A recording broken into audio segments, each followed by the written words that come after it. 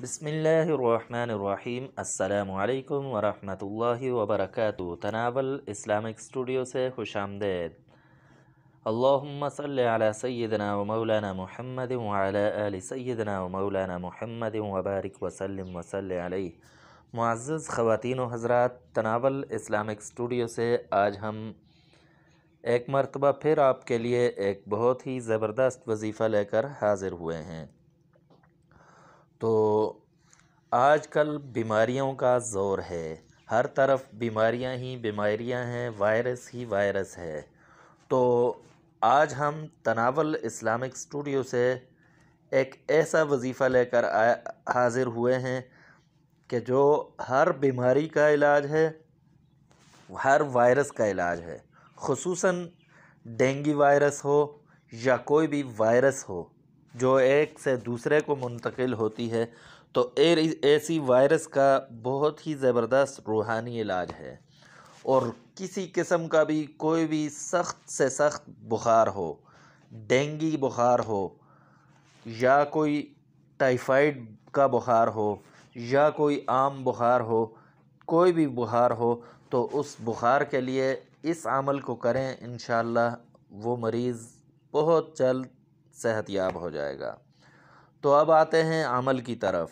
تو عمل یہ ہے کہ یہ عمل صبح اور شام کا عمل ہے، 2 وقت مریض پر یہ عمل کرنا ہے۔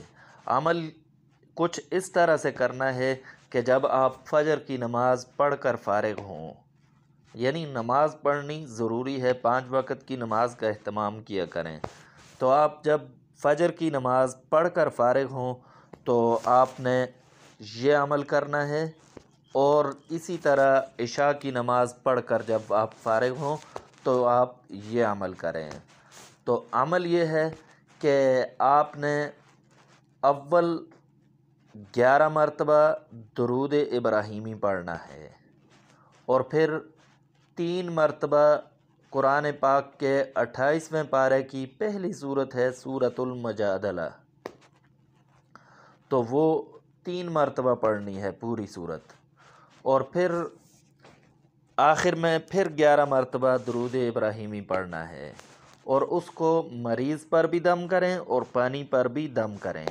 اب وہ پانی دن بھر مریض وہی پانی استعمال کرے، اور عشاء کو آپ نے عشاء کی نماز پڑھ کر اسی طرح عمل کرنا ہے، پانی پر بھی اور مریض پر بھی۔ 3 دن کیجئے، انشاءاللہ بڑی سے بڑی وائرس کا جڑ سے خاتمہ ہو جائے گا۔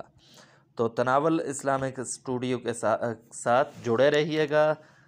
نیکسٹ ویڈیو میں ہم دوبارہ آپ کی خدمت میں حاضر ہوں گے، تب تک کے لیے اجازت دیجیے۔ اللہ حافظ۔